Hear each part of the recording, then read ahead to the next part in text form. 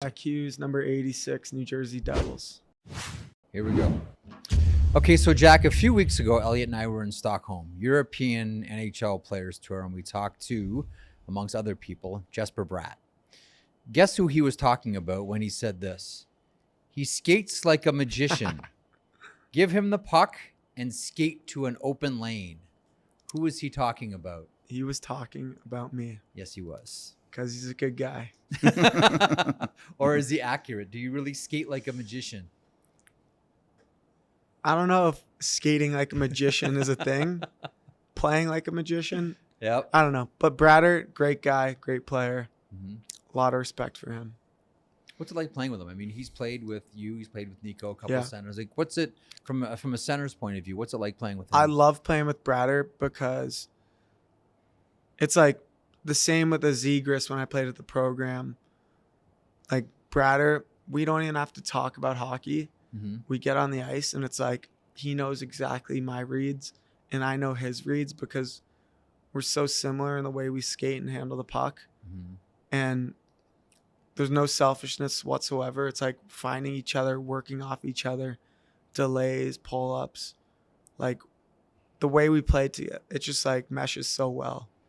So I love playing with Bratter, and like he works so hard in the summer that it's no surprise that every year he takes another step forward and he gets better every year. Is there a goal or a play last year that you would tell everyone to go look up and say that is the quintessential Hughes Bratt play? Yeah, I mean, for me, there's been a lot of goals where on the power play, either one of us is on our forehand side, looking, and then we just turn our wrist and right through the seam for a one-timer.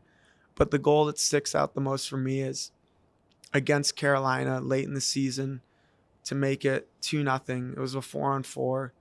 We came through it was like Shea or Pesci and Shea, I think. They had really good gaps and they got the long sticks, obviously. Mm-hmm. And this doesn't happen much because they're great defensemen, but we like give and go. And I delayed right at the blue line just enough to not go off sides, but enough to pull it back so that they didn't poke check me. And Bratter was just darting, and I found him, and he scored. And to me, that's perfect. 'Cause it's like give and go, read off each other, bang, scoring chance. Pesci on the other side. Siegenthaler hit Pesci, keeps the puck, and Hamilton intercepts a pass to the goal mouth. Here's Hughes with Bratt to his left. Hughes gets it in, and Jesper Bratt puts it home! Oh, the Stars have come to play tonight! Jesper Bratt makes it 2-0. Siegenthaler starts with a good solid hit on Pesci. He ends up turning it over, and the Devils get it up ice quick. And look at Hughes weave his way into the Carolina zone. Finds Bratt just in behind Pesci. Perfect pass. And the Devils have found something here on Kochetkov. Shooting it low on the ice, not letting him get set. And it can be tough if you pick your... That's awesome. You know what you sound like? I used to do a bit more golf, and you go to the players. They'd come off the course, they'd go to the press room, and they'd say, go through your birdies and your bogeys. And they would say, okay, on one, I took a 3-iron off the tee, I put it to here. Like, they could remember all their shots. Can you do that with hockey plays? Like, do you have that kind of mind that you remember everything? I mean, if you asked me every single play from the season, no. I can remember pretty much all my goals and a good chunk of points, I'd say. Really? Yeah, I'd say so. What's your favorite play from last year?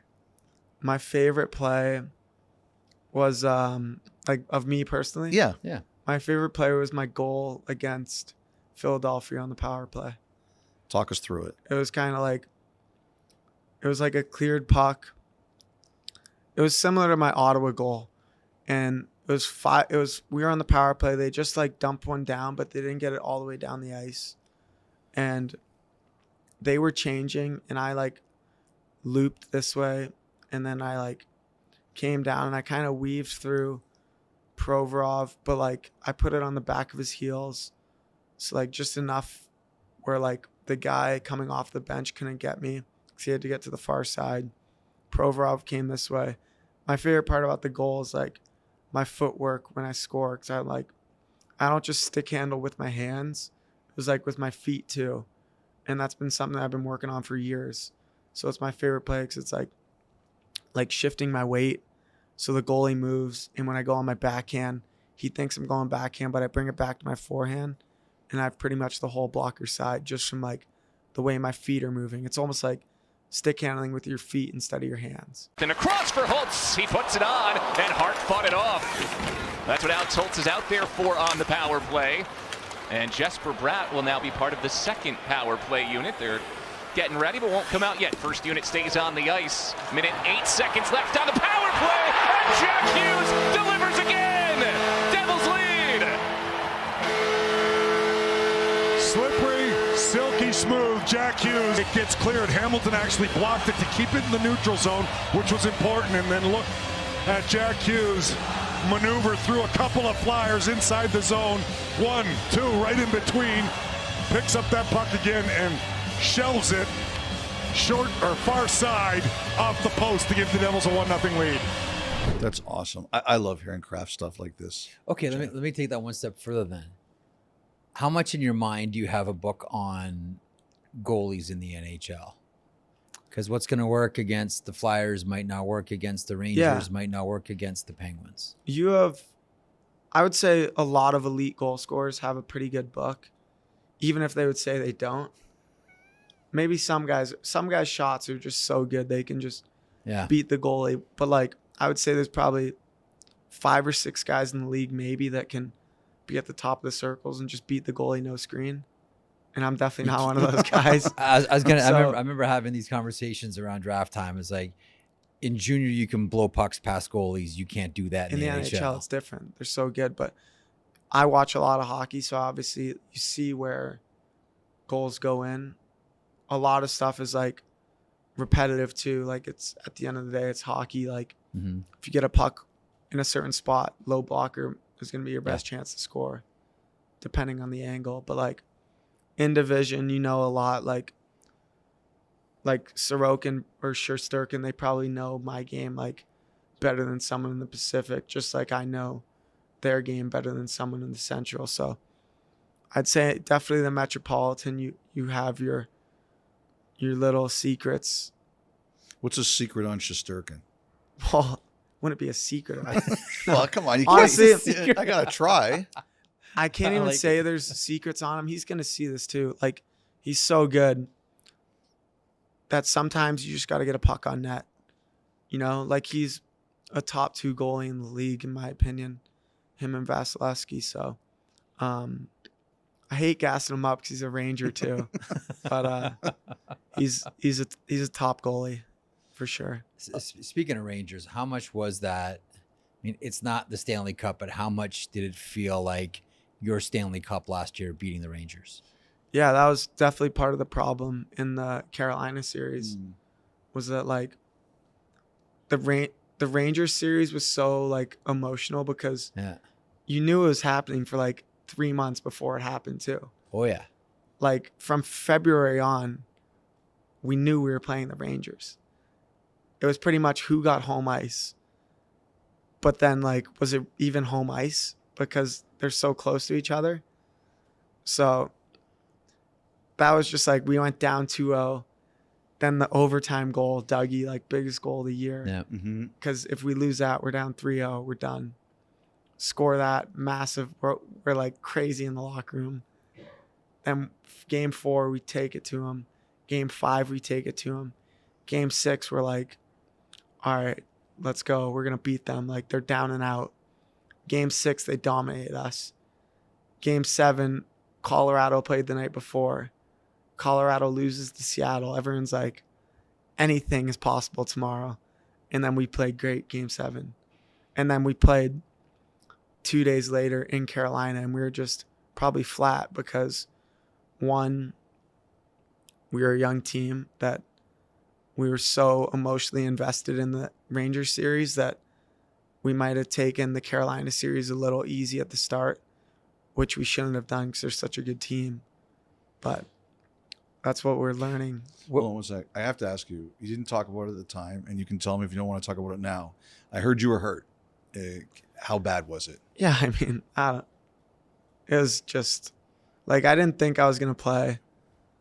But I'm a hockey player. Like you go in the room, get shot up, and then what are you gonna do with one of the boys? Like they look at you and you're gonna say no. And I wish I played. But like that's all I had to give with my final game. But definitely no golfing for like a month after. So it was something. It was enough where I was like, would have been tough to play game 6. Mm-hmm. Good on you. That Ranger series, was there a moment? Because I always think about boxers, and a boxer will say, "Yeah, you know what? I didn't put him out to the 8th, but he quit in the 5th. But it took a while to get him to a place where he counted the lights." Was there a moment where you knew you had the Rangers? Honestly, no, because it was such a give and take series. Like, it was more of like the first 2 games they won solely off their power plays. And I went in the media. We were like, I think we were all on the same page. Like, we did not get to our game, you know? We weren't playing well. And we thought we beat them 3 to 4 times in the regular season. So we were confident heading in. We thought we were the better team. And we just didn't get to our game, and they were on the power play. So we were like, if we just stop taking stupid penalties, we'll be in really good shape. And that showed in games 3, 4, and 5. Game 6, we thought they were done. But it's the New York Rangers, like Patty Kane, Panarin, Zibanejad, Shesterkin, Foxy. Like, they're not going anywhere. Like, those are elite players. And then game 7, you know, anything happens in game 7. Now there's expectations. You know, the Devils have gone from to you're now one of the favorites. Yeah. How does it feel? It's good. I was just telling you, it's exciting. Yeah. You know, because in previous years, it's like you're walking into camp and what's going to happen this year? What pick are we going to get? Who are we dishing at the deadline? Like, and even last year, we were like, all right, like it's time to take a step. Like, we're no longer the young team that like can just use that as an excuse every year. Like, it's time to be like, let's go. It's time to make playoffs. We got to start winning some hockey games now. Because at what point is it like maybe Hughes, Heischer, Bratt, maybe they aren't the guys if they can't win any hockey games, you know? Doesn't matter how young they are. But last year was crazy because we just like exploded and no one saw it coming. And then this year we have expectations. And I think for us, like last year we set wins record and points record for the Devils. Can we do that every year for the next 10 years? No, it's impossible. We don't need to do that. We just need to work on our game through games 1 to 10, 10 to 20, and try to get better and better and better and get to the playoffs. And but by the time we get to the playoffs, hopefully be in full-fledged and be kicking well. So you're like a 10-game segment guy. That's the way you look at it? Yeah, I think, and especially this year, because last year we're like, we made the playoffs, we won a round, and now there's all these expectations on us. I think if we go into the season and be like, we got to do this, we got to do that, it's just going to collapse. I think if we go 10 games at a time and we try to have a really good 10-game segment, play well, then we move on to the next 10. And that's just like not putting the cart before the horse. Does the number 100, as you smile and laugh, Yeah. what does that number mean to you? Yeah, I mean, like I'm a competitive person, so definitely a little like, damn, you know, you wanted that. I wanted that. Yep. Because I'm competitive. You're so close, and you dream of being a star, and you want to be 100-point guy. Luckily, we were making playoffs, so once the season ended, bang, you're on to the next, and your whole focus changes into like team, winning hockey games. I could have no points in the series. We win hockey games. All is good. But definitely, like at some point in my career, I want to be a 100-point guy, and I believe I will be. So I just got to stay on the path I'm on and, you know, keep my nose to the grind, and I should get there. Tell us about the summer of the Hughes brothers. Yeah, it was Yeah. great. Do we want to know like training wise or fun wise or all I of don't the care above? about the training. I know you train. You Yeah. take your hockey. So I want to hear about the fun stuff.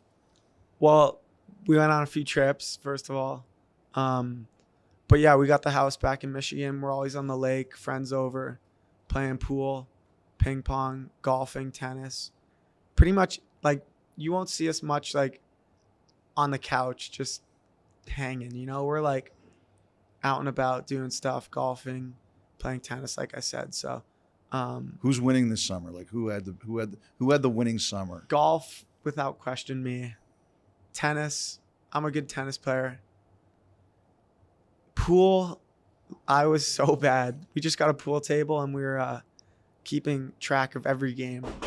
So there's like, but like our friends too. So there's like 20 guys on a chalkboard. Luke was like 200 and like 144. Like he had like 350 games down.